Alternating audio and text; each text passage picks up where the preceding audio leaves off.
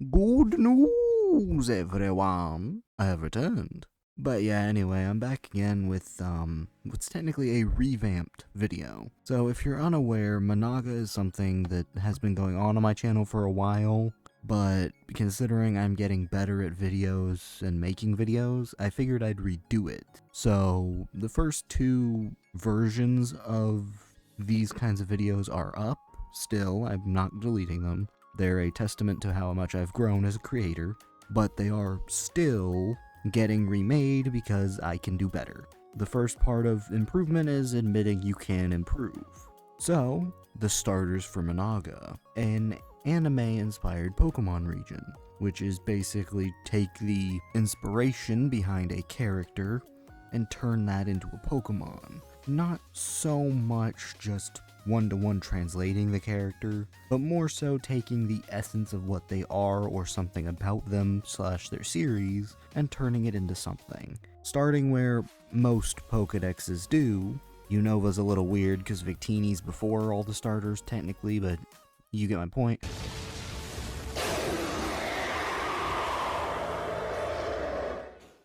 Plappin, a plant Vulpin, which if you didn't know, Vulpin is like scientific Latin name for fox. It's weird like that. Anyway, yeah, I probably shouldn't have to say it, but the anime big three, obviously I had to do it. Naruto, One Piece, Bleach. Like, easy layup there for me. When it comes to Plappin, really it's just, well, it's a little fox kit. That's basically what it is. It's got two tails, because of course it's got to have multiple tails when it evolves, and it does have an apple on its head, which I will get into a bit later, but for the most part it's just a small little thing, for basically what most starters are in their first stage, a small little thing that grows into being something extremely nice. It's an odd situation where I can't say much about it because it spoils evolutions, but one thing I can say is I really do like the little stick ears. I think they just work really well for the design and give me an easy way of adding a sort of plant element without it being overpowering. Plappin itself pulls inspiration from Naruto, which if you're not familiar, basically the kid is basically orphaned, and the fox spirit who made him an orphan is now trapped inside him, and that gets him ostracized by the village, but he still fights to save the village that, you know, ostracized him. But anyway, of course, with his fox connection, it's an easy thing to do. Then, well, I could do the other single stage, well, not single stage. Well, I could do the other first stage starters. I'm actually gonna just do the lines because, well, I feel it's easier and it helps me explain things. Plappin evolves into Volpor, which is, you know, Vulpin, as I mentioned previously, but also armor and core, because as you've probably realized, the apple element to this design is rather interesting. It's still a pure grass type, just like the form before it was, and now it's the apple Pokemon. Once again, the whole fruit thing becomes more important later in its evolution.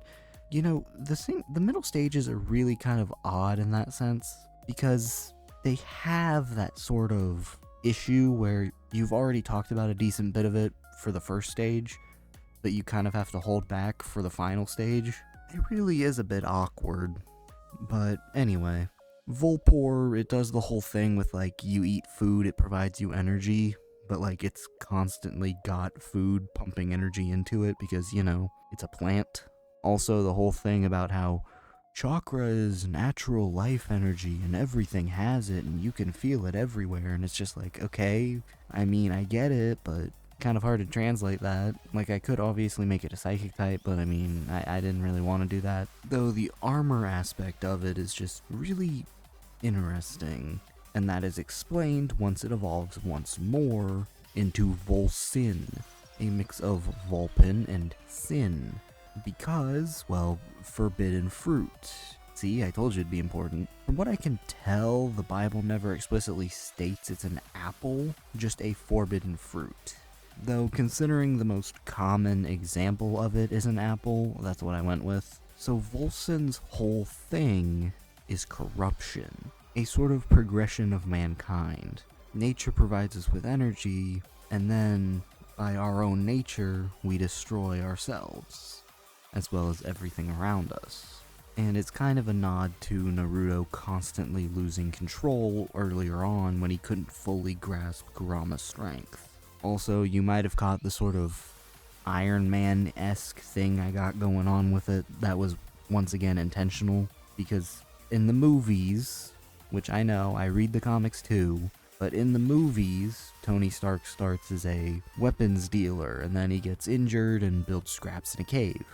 So his whole thing about being a weapons dealer that then basically builds a hyper-advanced weapon that in the end really did lead to his own destruction fit really, really well. So in Naruto, there's also the chakra fruit, which, I'll be fair, I have no clue what it really does. I didn't read up on it a lot, but basically it makes the user a god, I think, in like the whole biblical corruption, God saying don't eat from this and you'll live in eternal peace or something. Yeah, it fits well enough. And of course it goes from being the apple Pokemon to the corrupted Pokemon. Grass poison type, of course.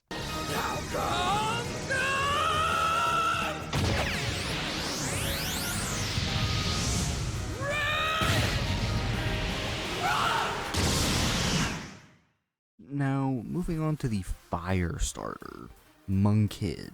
I mean, considering I told you the anime these are from, you could probably guess who this one is. Monkey D. Luffy. Like, first off, Red Rock, Red Hawk. Like, those are attacks that just fire. Like, he's the one out of the trio that uses fire the most. Also, his explosive personality, yeah. I really wanted to capture a sort of like childish element, a sort of I can do whatever I want with this design, because that's Luffy. He does what he wants. And what kind of monkey he is, I can't exactly say at this stage. When Monkid evolves, it becomes Monking, because, you know, Luffy's whole thing, king of the pirates. But it's also a fire-ice type. Reason being, because when Ichiro Oda actually designed the Straw Hats as, well, animals, he made Luffy into a monkey, obviously. But what kind? Snow macaque. At least that's what I think it is. And as the name suggests, you know, Japanese macaque slash snow macaque, snow, ice, fire ice. It's also classified as the leader Pokemon, which, yeah, obviously. It's a king, it's meant to stand at the top. And that king element really shines through when it evolves into Monkong. Not only does the head kind of look like a pirate hat and beard, but it's also takes inspiration from the Monkey King, Sun Wukong, which Luffy, you know, takes inspiration from. He also takes inspiration from Hanuman, but, you know, also you'll notice the sort of giant burning ice hands. Yeah, so fun thing, when you have something really hot that then is forced to meet something super cold, that hot and cold hitting each other, big boom. It's thermodynamic explosions. It's basically the concept behind hydrogen bombs, if I'm pretty familiar. Basically, the whole idea is kaboom. You have big old boom, creates a lot of heat. Then all that cold air rushes into that heat, and then the reaction is basically big ol' boom. I mean, this was a relatively simple design.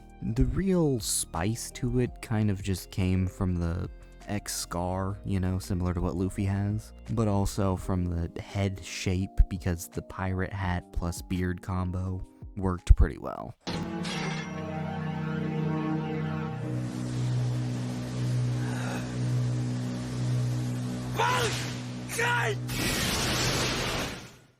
Then finally, the water starter, which, if you've caught on at this point, it's based on Ichigo. Now once again, there's nothing really tying him to water like there is for the other two. For Rhinub here, a mix of, well, Rhino and Nub, it really just didn't have much of a connection to water. It's like Ichigo just doesn't, but like it's the last one of the trio. And thankfully the Rhino part of it actually does deal with the water much more than Ichigo. The Indian rhino is semi-aquatic, as it will go into water in order to obtain food, which means I did have basically a free kind of thing to go ahead and say, alright, yeah, water rhino, that checks out. And like obviously Ichigo, giant sword, rhino horn, duh. But right now it's just a little nub. It's also pretty round, which is also a reference to smooth stones. You know, stones that are worn down by shores, like erosion. But also to wet stones, which are stones you wet and then scrape against a sword to sharpen it. It's a lot more you can find videos that explain it better than me. This all basically gets kicked up to 10 when it evolves to Rhinave, which gets its name from rhino and glaive, but also wave. And as for why glaive, well, ironically enough, Ichigo's sword at certain points actually does look more like a glaive, which is kind of odd, but whatever. And also, the greater one-horned rhino, I mean, it's subaquatic. It literally just ducks down, eats food from water, and says, well, let's do it. Yeah, rhinos swim, just like most mammals. I say most because not all can, but most can, just maybe not well. But either way, it's got a little whetstone under its chin. It doesn't really have a neck, so but anyway, it's starting to get a little hump on its back because, like, you know, some rhinos do have a little hump behind their back. I don't know if the greater one-horned rhino does. I'm not looking at a picture of it when I'm recording this audio. But anyway, the little tail on Rhinub has now evolved to be a sort of handle with a little flare, like a sash flare on the end of it. Ironically enough, Rhinub and Rhinave were the most popular picks for the first stage and second stage, but I don't know why, though, that its final stage, Rhinatome, lost out to Monking in the final stage. I don't understand it, but here we are. That little whetstone that was underneath Rhinave's chin has now become a full-on thing of rosary beads, which Ichigo does have in some appearances. It's really, I just based the entire thing on a sword. However, as Rhinatome suggests, it's a rhino catacomb tomb, and it's got a tombstone as the hump on its back. Also, Ichigo is literally a Shinigami, basically the Japanese Grim Reaper. Of course he has to be a water ghost type in this form. As for the horn, I mean, greater one-horned rhino with a giant sword horn, duh. Also, it basically just took most of what its previous forms had and just kicked it up to 10. The sort of flair for the tail being much longer, flowing, being a much more flowing thing. See, flowing water. But as I was mentioning, for some reason, I will say this straight up, the Plappen line was the least liked line, getting the least amount of selections. However, Rhinatome actually lost out to Mongkong when it came to choosing the final evolutions. I'm not exactly sure why that was, but apparently people just liked Rhinave but weren't a fan of Rhinatome. Maybe it's the fact it was a ghost type, and that Mongkong was ice and that's a more unique type. I don't exactly know why, but that gets me to my point. Which starter would you pick down in the comments below now that you know about them? And anyway, this is Jay, signing away, forever and always. Bye-bye.